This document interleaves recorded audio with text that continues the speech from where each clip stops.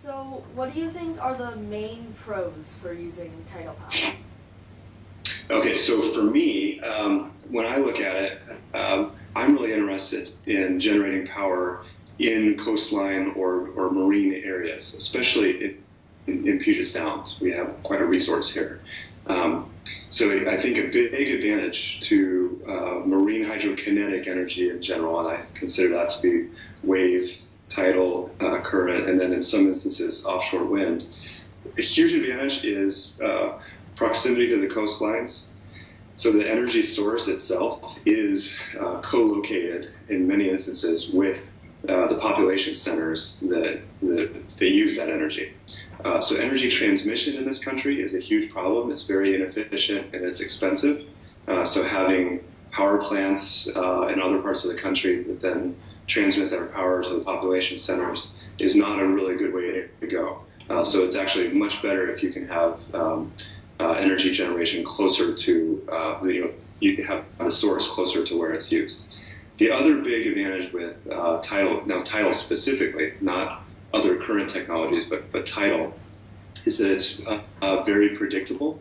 We know what the tides are going to do for, the next, hundreds of years. There's no thousands of years really. We know what that resource looks like, and so if you can envision a future where we're making use of multiple clean energy technologies, solar, wind, and tidal, for example, you don't always know what the sun is going to be, especially here in Pacific Northwest, and you don't always know what the wind is going to be like. In general, you know that you can rely on those power sources, but they are going to fluctuate. Now, tidal energy fluctuates, but in a very predictable way. So you could imagine actually having a smart grid approach where you plan some of your loads to take advantage of the peak output of your tidal generators. So you could say, okay, well, right now the tides are not doing much. Maybe we take advantage of the solar and wind, but then in the evenings, or maybe in the evening, you know that you're going to have this peak. And so you might plan a whole bunch of work to be done using the grid at that time. What do you think the main reasons are that people wouldn't want to use tidal energy? Okay, so I will tell you that there is an interesting political divide over renewables right now. And in fact, clean energy technology actually has a lot of support.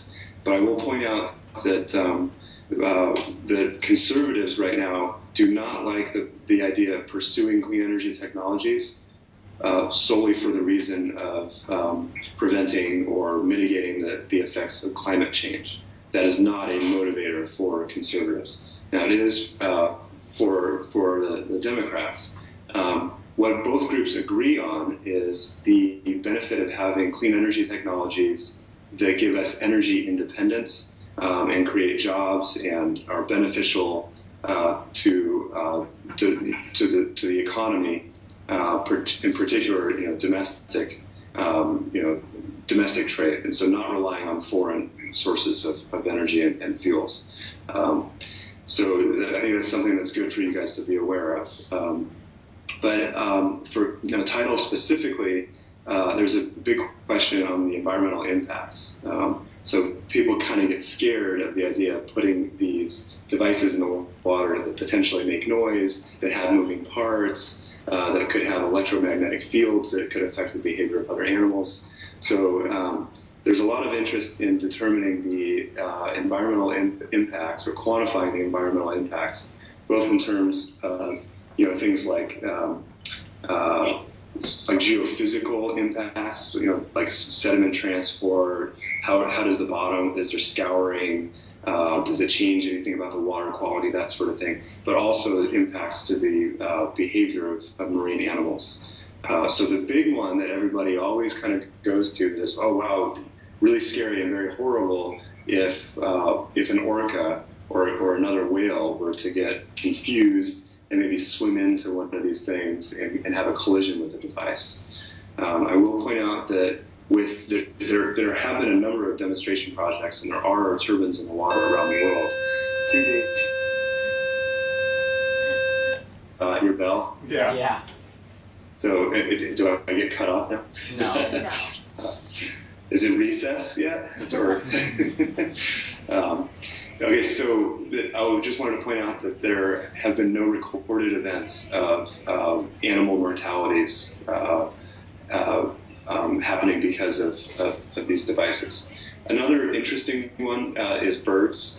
When you have these devices in the water, they potentially attract fish because, if you have nothing else in the water, it becomes actually an artificial reef and things grow on it and you kind of get these ecosystems and fish just like to come near things that create shade. And then that means that you potentially attract birds to come and then feed on the fish. So even if you're pretty deep, these birds can dive down and come close to your device. One very interesting thing that is quite good is that these birds don't typically do their hunting during the peak tides when the waters are really moving because the fish aren't gathering at those periods. So the fish and the bird activity tends to peak when the currents are much slower.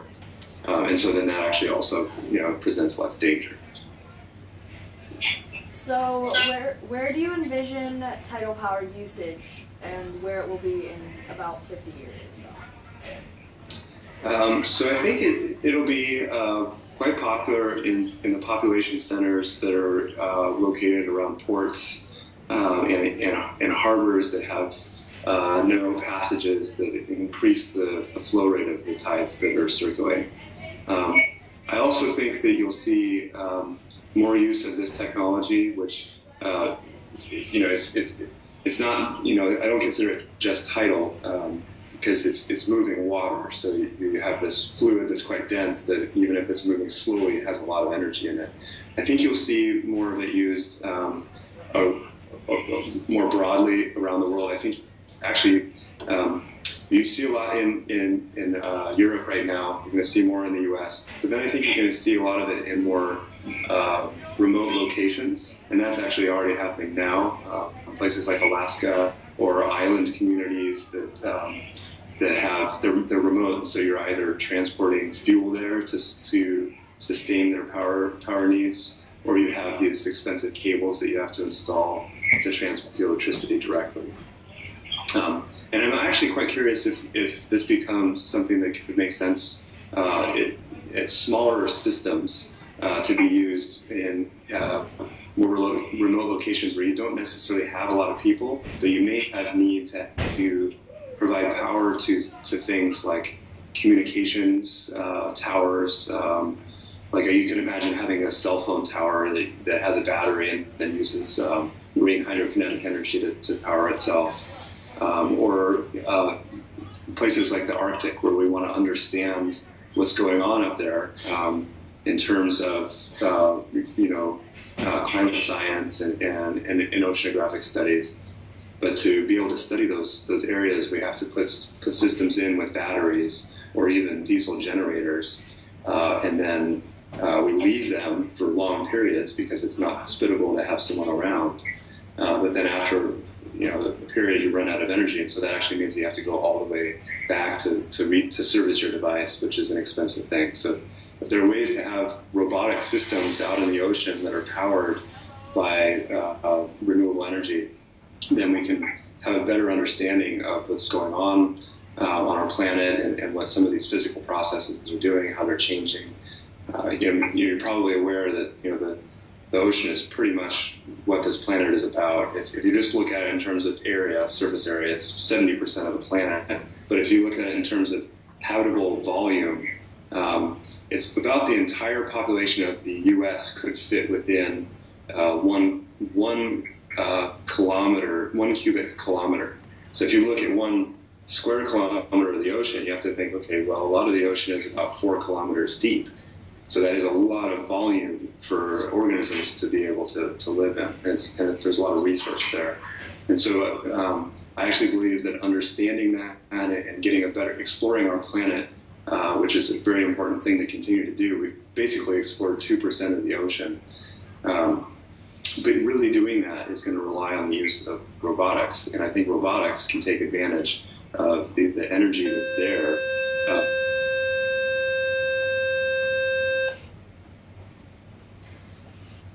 Okay. You're good. No more bells. so that was between classes there. Correct.